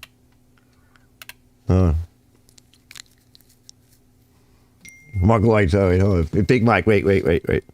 He goes, Spackle Pros. Wait. I'm good. Everyone needs a roof. Yeah, because that's what I mean, right? Those are the jobs. And everybody needs a floor, too. And walls. So Ken says, Sponge No Sandy Robert says, you guys are way better than me grinding. Mark Lloyd, sorry, I had HRN. Bleach the weed grinder. Robert says, sponge down the snots. No, they don't sponge down. Hit him with the knife first and then sponge, right? Knock them off. Because then you can leave bumps. And you don't want a crater either. He's, knock, that is. Yeah, knock. Bro says, I never tape a wall. I use a pinstripe brush for an edge. That's what I like to do. I have this nice edging brushes, the tapered brushes. Ken says, he says, a good brush is crucial. Yeah, I have many. Yeah, I got to clean mine again because I let my daughter use a couple of them. Although there's a couple of brushes I keep in reserve. I won't let them have it. The thing was, just the thing that was free at the side of the road, scary Halloween project. Yeah, those are fun. Mark Lloyd says, I saw the Honda battery mower. 2 options. The battery costs as much as the replacement, more gas engine. But people think it's green and they're going to buy it. And for smaller lawns, if you're a homeowner and you don't know how to fix your own stuff, it's not a bad idea. I'm not against the new technology. Especially for the homeowners here. And there's millions and millions of homeowners, but they're going to go over to green and battery. And it's not going to take long. That's what credit cards are for. Ken says, my last bid on the Schroeder backpack. No IPL available, limited spare parts. Yep, cat high. Yep, high money. And I like to try to keep some of these things running and get them back out there. And you guys know some of my favorites are the classics. I did that Echo backpack. I wanted to do that. That was fun. It's starting to get a little bit of views, but I didn't do it for the money or the views. No, I need to do some stuff for money and views because I don't have a really good job and divorce wiped me out. So I got to make money. There is money in YouTube. I am getting a little bit of it. But I also want to turn my attention to other things, and I don't want to waste time. But I still, I want to be able to choose what I want to do for the how-to. I want to be able to choose what I want to do for the money. I want to be able to choose what I want to waste my time on. And yeah, I'm a prima donna. I said this a couple of months ago. I said at my age, at our age, fellas, we should be prima donnas. We should all be. I bequeath that. If I was a dictator, I would bequeath that everybody at 60 or over are all prima donnas and you have all the blessings. Okay, but right now I'm just a dick. I'll get the tater part later. You know. Just last minute. Schroeder Backpack Ken says, cheap to buy, expensive to fix. Yeah. It's the AC says, you better learn drone repair. That's not a bad idea, bro. That is not a bad idea. That is a very good idea. Primy. Yeah, Primy. Yeah, that is not bad. And that would be fun, I think. You got to have the tools. You may be right. And those of us who know mechanicals, electricity, and electronics are my age, 1 foot in the grave already. Not a lot of us know that stuff, though, for some reason. Because I'm loading on gas blowers, chainsaws, echo combi head units. A lot of states are banning them. I'm afraid the federal government won't be far behind. That's right. Well, everybody that was in California, like even the used market, a lot of it is just like black market now. You can't buy anything new. That's coming to a town near you. And I recommend that you load up and save the better ones, which is what I try to do. The old-timey ones. And no, I don't think they're going to give special insurance rates and discount licensing rates and suspend inspection for classic mowers and blowers, right? That's like another name for a channel. That's actually not a bad idea. Classic mowers and blowers, like all the old school stuff. The old stuff that a lot of the stuff that I put up. I don't get to do as many as I'd like, But that's a good idea. Let them in top 10 list. Yeah. I use gas till as long as I can. Yeah, as long as you can. That's all you can do. They are the classic machines. Let me pop open my channel. We're going to just take a cruise so I can explain a little bit more. Let me just turn off. And you'll see what I mean, how horrible this is. It's a bad situation, but it's the situation. I want to get out ahead of it, is really what it, because I've been behind enough. And it depends upon who's behind. I'm behind, but, in this case, well, let's see. Do I need this? No, I don't want to play anything, so I don't need that. I just need my glasses. But we're just going to cruise real through. Let me just set it up. Let's see. I'll show you first top 10. Actually, there's top 30 that rotate in. And let me load it. So here's the top 30. Top content this period. Now, some of these things are pretty fun. I think you guys will agree. Let's go over to the right monitor. And hopefully, I can't zoom in, but you get the idea. So this is weird. I have 2 on ignition coil testing. One of them has over 100,000 views. You wouldn't think, right? And then I made a second one that was a little bit better, and it beat that one out, right? So you never can tell. But of course, the snappers are different snappers, whatever I've done. I've only done a few, but they always are somewhere on my top 10 list. This one is titled interesting, Don't Let This Happen, Snapper Rider Stuck Transmission. And here's the one. It's a classic, somewhat newer, 2000-ish. Craftsman Law Won't Start. I have a couple that frequent. And then we come to adjusting valves. This isn't even my best valve adjustment. Why this one is on there and not the others, but that's what the People's Choice Award went for. And of course, Poland Wild Thing chainsaw, most common problems. There's usually a couple of chainsaws. I don't really care for doing chainsaws. We've talked about repairing this is an old one. This is from 2020. So this is like the beginning. And it's not all that great, but it's a personal pace. It's still a classic. People want to know about it. I have one I want to do. I want to mint one out. And here's an interesting one. This one's always seems to be on the list. It's completely evergreen. These two are always evergreening. This one is how to repair the Ryobi S434 cycle. And contractor Mike just gave me a Makita 4 cycle. That might be a possibility. This one's on there. So these all evergreen.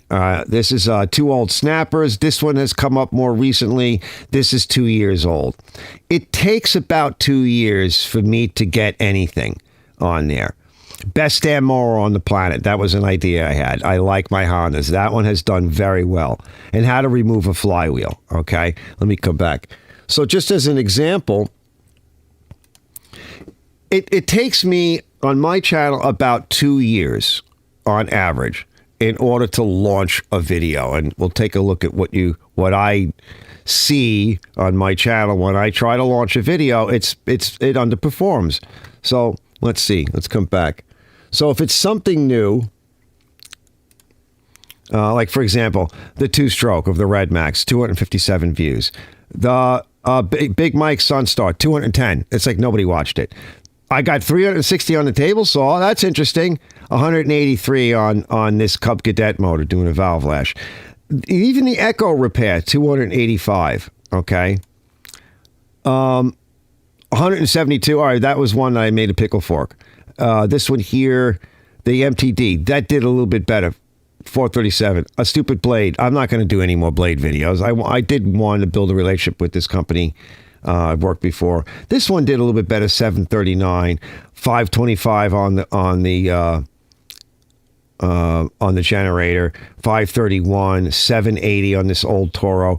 And while I'm here, just to make a comment, I released these shorts a couple of years ago. They sit.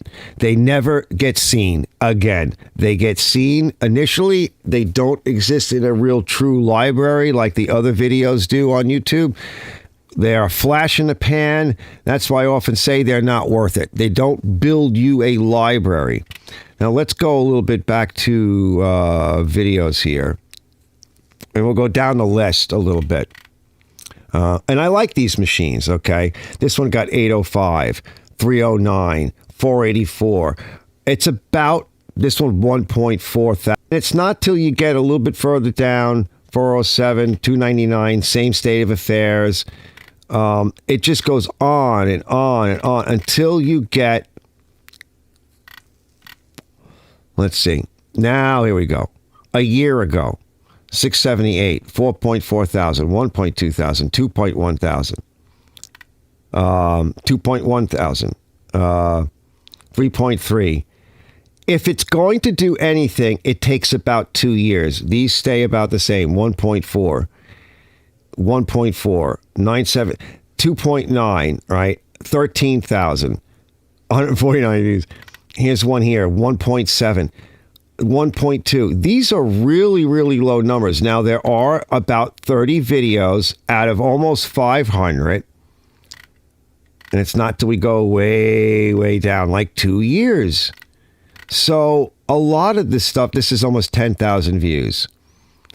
Most of it, this is 34,000 views, 20,000 views, 1,000 views. So I think I proved my point. And as you go a little bit deeper in, a little down the run a little bit, they're not seen. 7.3 thousand views. When I look, I'm coming back. So when I look at, well, what is the commonality of all of this? Well, one commonality is, number one, although I have almost 9,000 subscribers and almost 1.8 million views, it's on about 30 videos. The rest of it is fodder. It's filler. And it's actually dragging my channel down. Because if you think about it, if you're a new YouTuber and you start YouTube and you manage to get 10 videos out, let's say you get 10 videos out, one a month. Doesn't matter, but you got 10 videos out. And one of those videos hit. And after a year, that one video still hits, right? But the other 9 suck. You got, let's say you only hit 1,000, but you got 1,000, you're a new YouTuber. And the other videos got, I don't know, 20, 30. Well, the statistic that YouTube sees is that 1 out of 10 is good. 90% of your videos suck. Nobody wants to watch them. They're not getting pushed. It doesn't matter if you think they're gold and if you did everything right. according to the algorithm in YouTube and the people's vote, 90% of your stuff is useless. That's just how it is. So if, let's say, you get rid of a few of them, and now you've got, I don't know, 7, and maybe 3, okay, you got rid of. So you got 7 left. Well, that's a little bit better. But the idea is to have something like, I don't know, 8 out of 10 or something like that. I mean, you don't have to have everyone great. But the idea is to have, like, 2 out of 3 ain't bad. Where if you got rid of all of those 10, looked at all the 10 and you left 3. Your 3 best ones and 2 at the highest rating and 2 out of 3 ain't bad. And YouTube would look at that and go, yeah, 2 out of 3 is not bad. Move them up a little bit, boys. Move them up a little. That's how the game is played.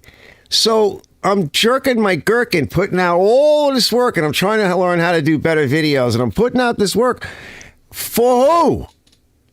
300 people out of 8,000 subs. 300 people, 200 people watch. Out of 1.8 million views, a few people watch. I mean, come on. It gets crazy. But I'm not whining. I'm blowing off steam. So hold on. Let me see. Let me catch up. But my point is this, right? If you're going to do something and it's not going to do well, make sure you enjoy it, right? Don't just do something to just load up your channel. Only do that for like the first year or two on a brand new channel, because if you don't have any content, you don't have a channel. But at some point, you should cross over into prima donna land, right? That's why I'm whining. Let me catch up. Let's see. Lloyd says, I'm loading up on gas blowers. Ken says, Mr. Morrill, Letterman top 10 list. I still use gas. Classic. All of us are viewer classics. Yes. I think you can do another channel for us to share the ailments, medications, and ointments we're using. Yeah, that would be good. He goes, probably go start writing. He goes, you have like 20 times more subs than I have. Of course, you may be 20 times prettier than me. No, I'm not prettier than you. But yeah, I tell you, I'm still a little bit laggy here. Hold on.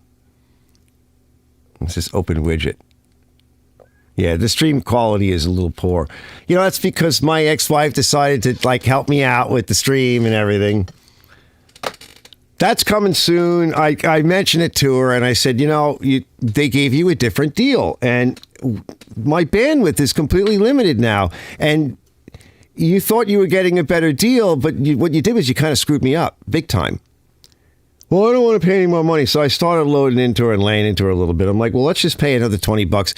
This way I'll get 100 something down, which I get anyway, but that doesn't help me. And instead of somewhere between 1.5 megabits per second and 4.3, I'll get at least 20 up and it'll be consistent. It'll be consistently around 20, which is more than enough. To upload 4K and to go live. But right now, like my stream quality just went down to like nothing. And it's crazy. I mean, you pay all this money for this stuff. It's crazy. So I'm going to see if I can fix that. I got to find the right moment to like kind of hit her again and be like, let's pay a little bit more money. Let's fix this because I can't live like this. This is horrible. So, yeah. But it's kind of like, it's insulting in a way, though, to crank out, like, let me show you what I have here. Just real quick. I'll put you on the idea list here. Let me move this out of the way. So here is a quick look at one of my hard drives. These are all of my hard drives, actually. But what you'll see is a basic view, including network drives that are not on right now. So, all right, Video Edit is what I'm working on. It's just like a 1 terabyte drive. It's not an SSD. It's an M.2. This is a mirror. This is where I put a lot of my files that I have not worked on yet. It is it's really a 12 terabyte drive, but it's showing 10.3. It's a little bit about half full. That's 5.3 terabytes, not gigabytes, terabytes of video. Then there's more video over here, and there's even video on this. That's almost 6 terabytes of additional videos that if I wanted to, I could sit down and go through them and put them up. I will never get, I had stuff from last year and the year before that I never put up. So in the future, moving into the, forward, I would like to create a different channel. And some of this stuff, as I go through it, I'm going to look at what I did, what's not being watched. And if it's in that 6 terabytes worth of data, off it goes. Because there's no point in me spending all of that time to make a video, do the editing, try to learn how to put the polish on, onto something that 300 people are going to watch. When I would much rather do it on something like Mike Sunstar or some other project, right? If only a couple hundred people are going to watch it, I want to do it to something that is worth it to me. Or I want to put it into something that might make me money. Because if it makes me money, I get to keep the shop. I can reinvest it into YouTube. I can buy more equipment. I can buy more tools. I can buy more cool projects. But if I sit and do this with lawnmowers and stuff that they're not going to be around in another couple of years. I mean, the bulk of the people that come to my channel are looking for that quick fix. And there's no reason to come to a channel like mine if they don't have a mower like that. They're not coming to hang out with us. They're not coming because they're interested. They're coming because they have a broken gas-powered machine. In another couple of years, they're going to have a broken electric-powered machine. And none of us do that. And neither am I. So what the hell am I keep making videos like that for? Mic drop. Brian says, hi, Arch, great job. Yeah, let's see. Brett says, believe it or not, my hand dryer bench test actually didn't do bad for simple 2-minute videos. Maybe because the dryers are vintage and rare. Yes, and Brett did a video. Now, Brett doesn't post that often. It's still a small channel. But he did a video on the cleaning thing. What is it? The vibrating tank, right? The electrostatic machine, right?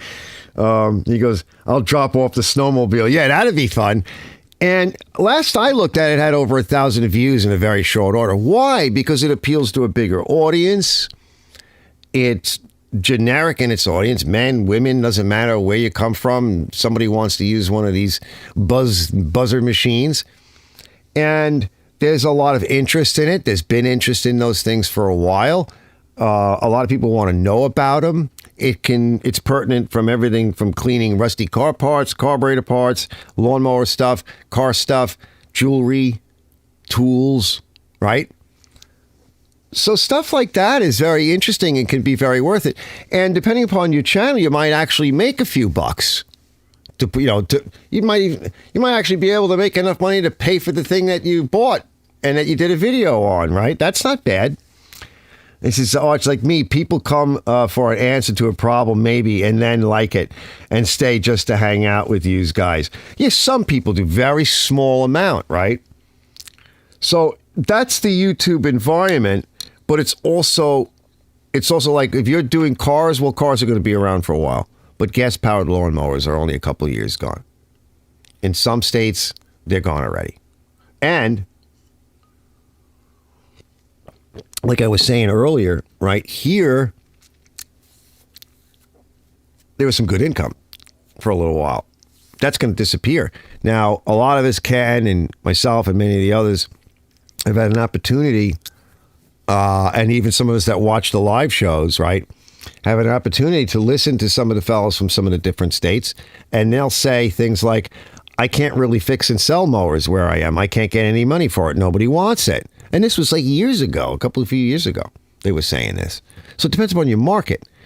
You may not find that many people aren't going to bring them to you to fix them.